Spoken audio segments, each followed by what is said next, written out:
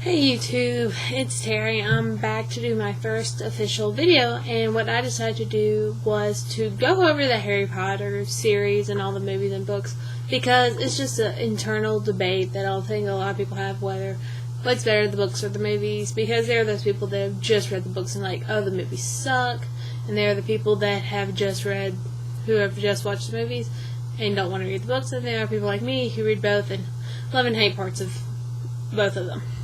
So, what I'm going to do is, I'm basically just going to, for every movie, book review I do, I'm going to go over the cast, compare the cast to the descriptions in the book. I'm not going to cover every single cast member, just the ones that I think are important to get right, because they're prominent in other books and movies that follow, especially when it's a series. And when it's individual, it's just, they're prominent, they're important to the movie. Then I'm going to go over the plot, what was left in, what was added, what I thought should have been emphasized more. And finally, I'm just going to go over what I think, which one's better. Sometimes it'll be a tie, sometimes it'll be like book, sometimes it'll be I like the film better. It just kind of depends on the movie. So, with that being said, I'm going to start with Harry Potter and the Sorcerer's Stone. This movie was definitely an important one for them to get right, because the book series at this point was growing in momentum, but they weren't sure how it was going to transfer over to a movie. Because of that, it has such a big fan base, the diehards wouldn't go to a movie if it wasn't done right. And they would tell all their friends, hey, the movie sucked, or hey, you don't need to go see the movie. People would listen to them because, hey, these people are Harry Potter experts, they know what they're talking about. So I'm going to start with the cast. Of course, we have to start off with Harry Potter, played by Daniel Radcliffe. Let me just say, he didn't have green eyes. That's my only problem with Daniel Radcliffe, is he did not have green eyes. He had brown eyes. In the book, the most prominent feature of Harry is his emerald green eyes. That's one thing you had to get right. You could dye a kid's hair black, you could do everything else, but you have to get the green eyes right. And I know people have said, well, there isn't a person with that color eyes. It's called contacts.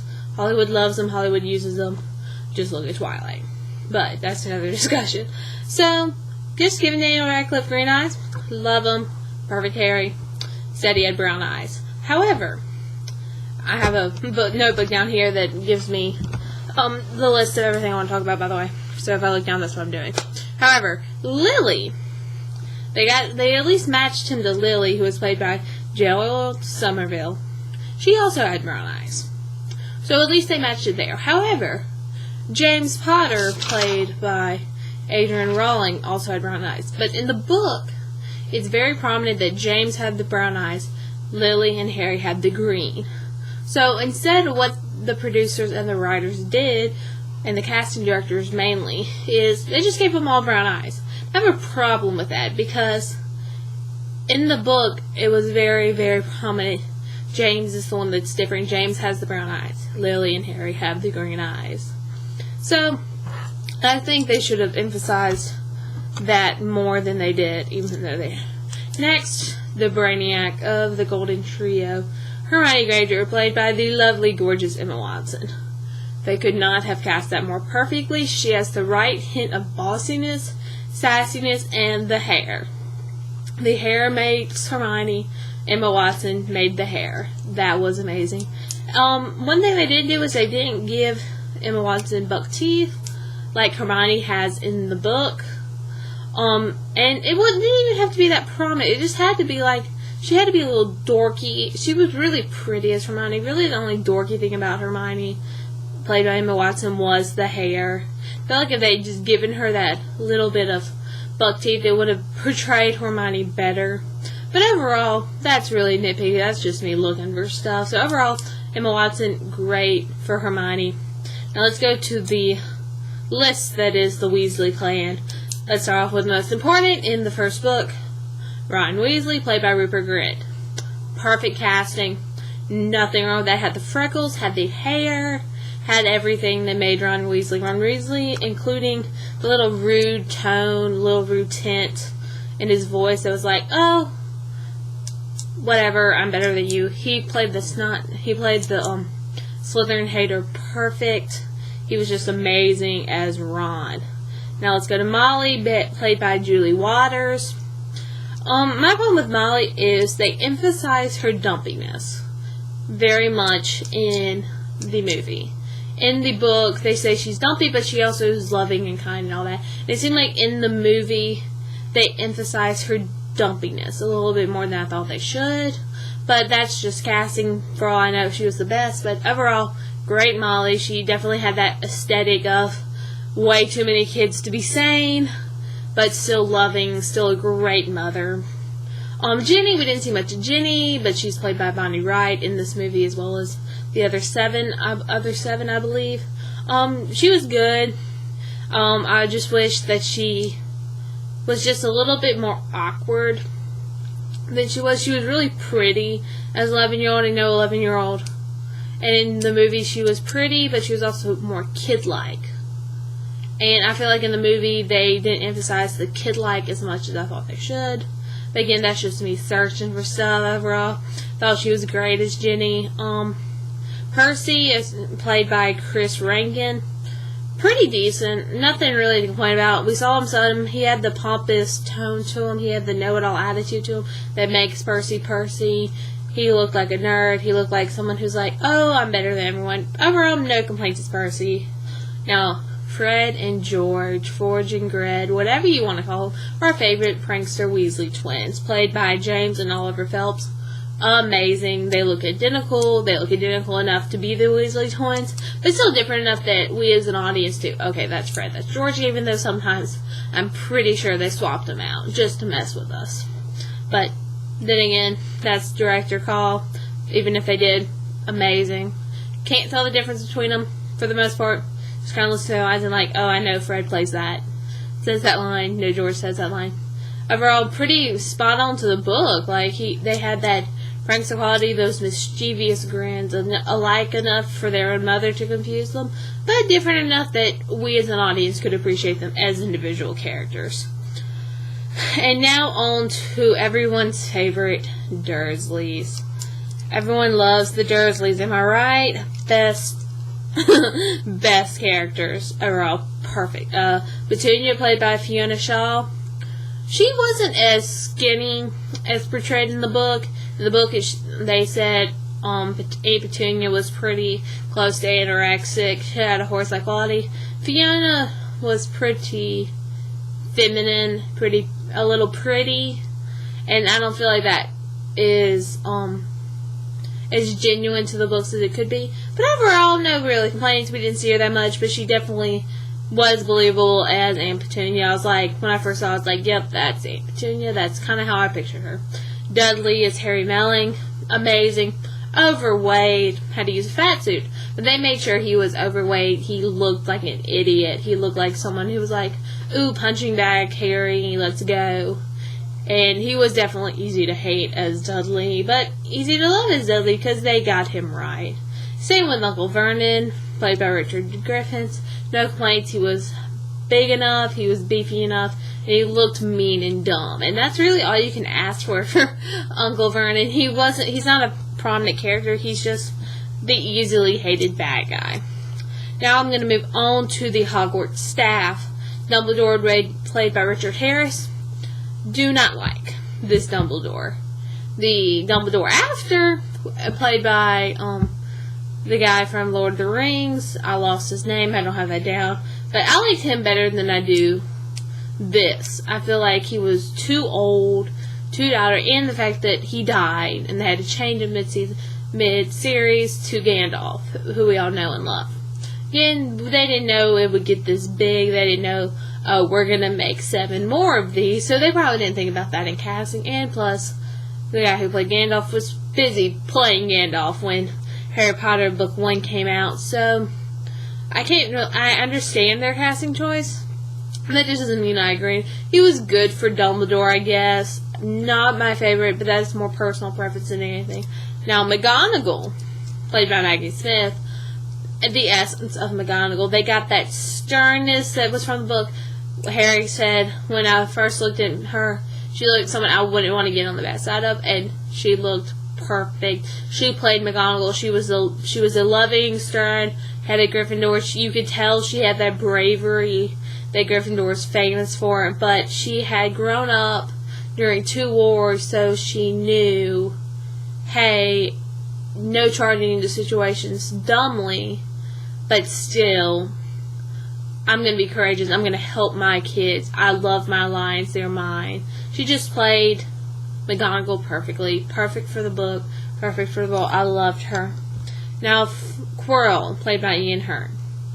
I feel like, personally, he did not embody the Quirrell I had in my head. The Quirrell that I had in my head was a sickly, really paranoid-looking man who wasn't quite sure what to do with himself.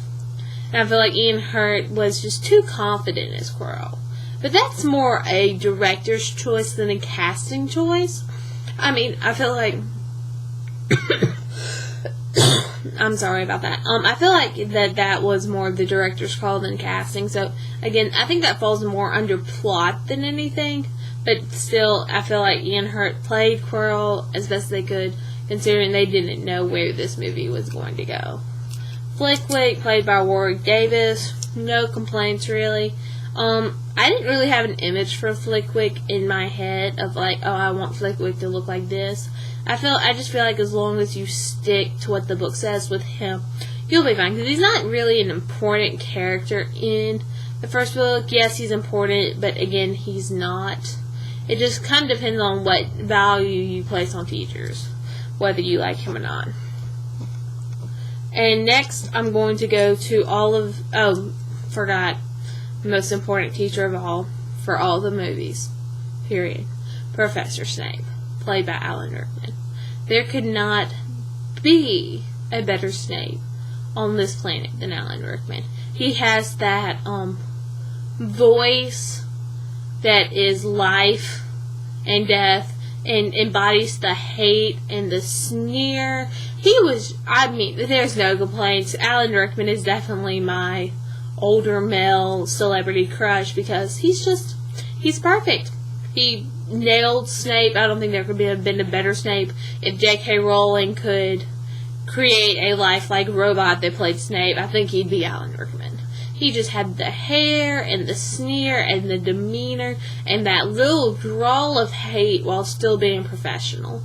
He was the embodiment of Snape as Alan Rickman. And luckily, Alan Rickman was the embodiment of Snape. Luckily, he was there for the entirety of all the movies. And he was definitely the anti-hero we all loved. And that we all cried. At least I cried like a baby when he died in the book and when I saw it in theaters because I was like, no, Snape! Like, he was one of the characters that I hated for most of the series. When I found out, I went back and reread it and I was like, oh, wait, yes, definitely. He was definitely the perfect person for this. And I just loved him. He was amazing. The friends, there's not much to say. Neville, played by Matthew Lewis, he had that dumpy quality that everyone loves. But still, he was Neville. Neville wasn't important in the first one, as sad as it is. He definitely didn't need any quality airtime because he just wasn't important. They got the important part in. So, Draco, played by Tom Felton, perfect casting in my choice. He had the Malfoy hair, even though he does not have that hair in real life. They got it good for the movie. He has the sneer. He has the demeanor. He was just good as the bully Draco. Because that's what Draco was in the first book. He was a bully who thought he was better than everyone else. He was the Wizard Dudley. I've heard lots of people say, which I think is why Harry wasn't his friend. But, again, that goes into plot. Crabbe and Goyle, not much to say. They just had to be big, beefy, and look dumb. And that their characters did that. They were played by Jamie Wellett and Josh Herdman. And they did their job. They stood by Draco, made him look menacing, made him look like the smart one, which was their job in both the movie and their book. No complaints. Seamus, played by Devin Murray, I think Scottish names, don't know. Definitely not Scottish or British. He looked like a mischievous little boy who liked blowing stuff up, which is what Seamus was. in the first book, Alfred Enoch, played by Dean. I'm glad they kept the ethnicity there that JK Rowling emphasized in her books for Dean, which is why I included him on this list, even though most people don't consider him an important character. I'm glad the casting directors kept that ethnicity that J.K. Rowling put into her books for Dean. That would definitely be a character that would be easy to take out and be like, oh, we're just not going to include him. He had his moments, but for the most part, background character. Same with Oliver, played by Sean Biggerstaff. He was the Quidditch captain. Yes, he was important, but they didn't have, that wasn't a real, like, hey, you need to make sure you get it right. And I think they got it right. I mean, he was a little cuter than I imagined, which is not a complaint, but still, for people who want to be picky, he was a little cuter than most fans thought, but overall, he was good at Oliver. He had that Quidditch crazy thing pretty down pat, and just was amazing at what he was supposed to do, which was be the crazy Quidditch obsessed, kind of like break to make it fun and remember, hey, this is a kid's movie, not an adult movie. So I thought he was great. And so that's it with cast, really. There are a lot of people that I could have included that I didn't, just because they aren't important to the first book. Some people I included, even though most people are like, oh, they aren't important, because I think they're important. I think Harry's friends make Harry, which is why I include Seamus and Dean, because those are people that influence Harry as he goes along and as he progresses in his journey. So now I'm going to move on to plot. Everyone's problem with any Harry Potter movie is there was no Peeves. Why was there no Peeves? And I understand what the director's thinking. They're like, oh, a mischievous ghost. He's not important. We don't need him. But they forgot that Peeves was included in the book as a comic relief, and to remind people, this is a school of magic. What is more magical than a ghost that can make itself dense enough to throw stuff? That's the essence of magic, because most magical ghosts are like nearly Headless Nick, the Fat Friar. They are just there to help, be supportive, and they can't do anything. But Peeves can. He can throw stuff. He can make people's lives miserable. And it kind of is like, look, it's a magical school. This proves that magic, even though you think it has rules, doesn't have rules. So that's why I think Peeves is important to the series, and just have him in the first movie. You don't have to, just have him, because a lot of people are really upset, because that is one thing that separates the book fans from the movie fans, is you can ask them, hey, what do you think of Peeves? A movie fan will say who, and a book fan will say, oh, I love or hate him. But he really is the comic relief. We all know that. But it's kind of like, he was included as comic relief, and to be like, hey, it's a magic school. Everything we believe about magic can be taken away. And that's one problem I really had. That's a really big plot difference between the two. Another plot difference is there's a lot more time skipping in the movie than there was in the book. And again, that's for time, because if we included every single little detail, we'd be in the theater for 4 or 5 hours. And as much as I love Harry Potter, I don't have that kind of time.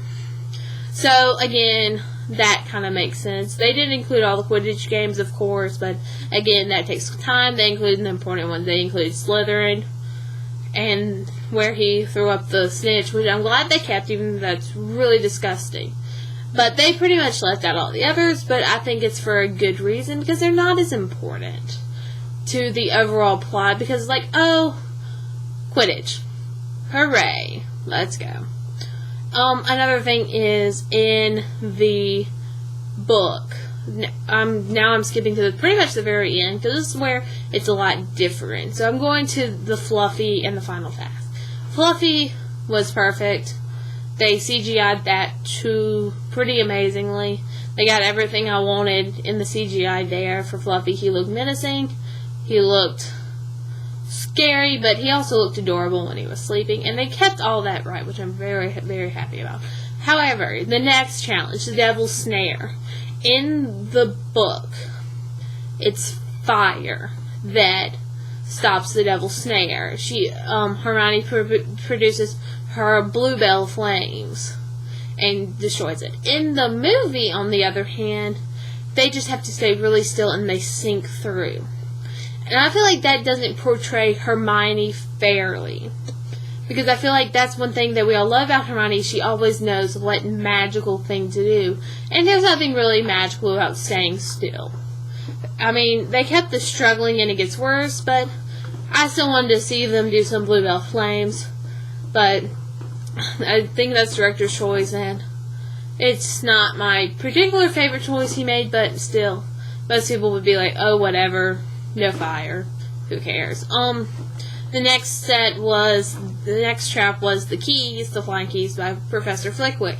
And I just feel like that looked too fake, personally. It looked like a really bad CGI job. And I enjoyed the chase scene. I just feel like they put more emphasis on the chase scene than they did on the authenticity of how it looks. But, I mean, that's just me nitpicking, which again is my job as of right now. The next is the giant chess set by Professor McGonagall.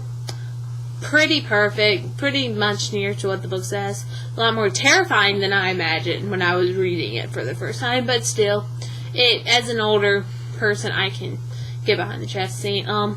They missed the troll in the movie. The knocked out troll that was Quirrell's defense. They ignored that in the movie, and that did not make me happy. And they really glossed over Professor Snape's part. They included it because they kind of had to, but I felt like they really glossed over it. They didn't make it seem as hard as it probably was for most of the wizards there. And then the final scene, the Voldemort, Quirrell, Harry face-off. And I felt like it was good, but it was cheesy. It was like every other villain hero face-off. I know it's pretty cheesy in the book, but I felt like Quirrell and Voldemort didn't look authentic. It looked like, basically, they had Quirrell, they had a guy play Quirrell, and then they had a guy play Voldemort, instead of a seamless fit of the two. And that's just, I didn't like that. I didn't enjoy that. It felt like they just had different actors with his robes put on backwards. And then fake hands to make their hands look backwards. I didn't like that. I didn't like how they did that. But I know a lot of people that did. The Mirror of Desire, or the Mirror of Ezerid, looked like I imagined it looked. The Sorcerer's Stone just looked like a giant ruby, and in the book it said it had a blood red quality, and it just looked red. So again, that's a personal preference thing, but I know some people who that did not make happy. And then the final fight scene, I just felt like was really rushed. Like, oh, we don't want to put a lot of emphasis on the burning flesh and all that JK Rowling put on in her book. And I know there's a difference between reading it and seeing it that would really, like, push the rating so it wouldn't be a appropriate rated movie for the audience they were going for. But as an older person, I kind of wish they put a little bit more emphasis on it. And another thing that kind of is all-encompassing is I didn't feel like they got the magic of the sweets of the Wizarding World. And I know everyone's like, oh my gosh, the sweets, you're really picking on that. But I felt like it was not what it should have been. Felt like they're like, oh, the sweets, no one will care. And there are the people that care, especially as big as it got. They won't. They're selling them now. They're making money off of them. And I feel like if they put more emphasis on the movie, it'd be easier to do that as a marketing. But then again, when they first made this movie, no one imagined there'd be a Harry Potter world in DreamWorks, or a Harry Potter anything. It was just, oh, it's some book from some British company that literally blew up pretty much overnight with these movies. And so, very awesome. That's really all I have on plot. I'm sure many of y'all will comment saying, oh, you forgot about this, you forgot about that, but if I'd covered everything, we'd be here all night, so I'm not. Now my personal opinion on what I thought. As a young reader, when I was first reading and watching these movies, I liked the movies better. Because I wasn't as imaginative as I was now. And I like being able to see everybody. But now as an adult, and having explored all of Harry Potter, I'm a Pottermore, I do fanfic, I do it all. I really like the books a lot better as a grown-up, because it just leads more to the imagination, because you can imagine the beauty of Hogwarts. Like, the Great Hall they did not get right in set design. Like, let's be honest, it's small, it's cramped, it looks like a normal Great Hall. While in the book is a giant cavernous room that looks like it could fill 1,000 students. And in the book, they're like really close together and really hard to get through. It's not as colorful and decorated as I imagine. So that's not really a plot device. That's just a setting device that I did not enjoy. That I felt like they could have improved on more. And I know they were trying to use the castle they were filming at. They were trying to make it realistic, but that's the thing. It's magic. The founders could have done whatever the heck they wanted. We found out later there are enlargement charms to make it look small on the outside, but be huge on the inside. And I feel like they could have used that as an excuse for why their Great Hall was as big as it was. But that's just me. But I believe with Harry Potter and Sorcerer's Stone, the book definitely won out if it was a contest, just because it was the first movie, so they didn't have as much money to put in as they did with the other movies, and no one knew what would happen. So, thank y'all for watching. Please comment and tell me y'all's opinions. I just want to know, hey, what y'all think, if y'all agree with me, or if y'all think I'm like an idiot. And just let me know y'all's opinion. Like, let me know what part you thought were missing from the movies, or what part of the books you didn't like. And just let me know, and I hope y'all enjoyed. Bye!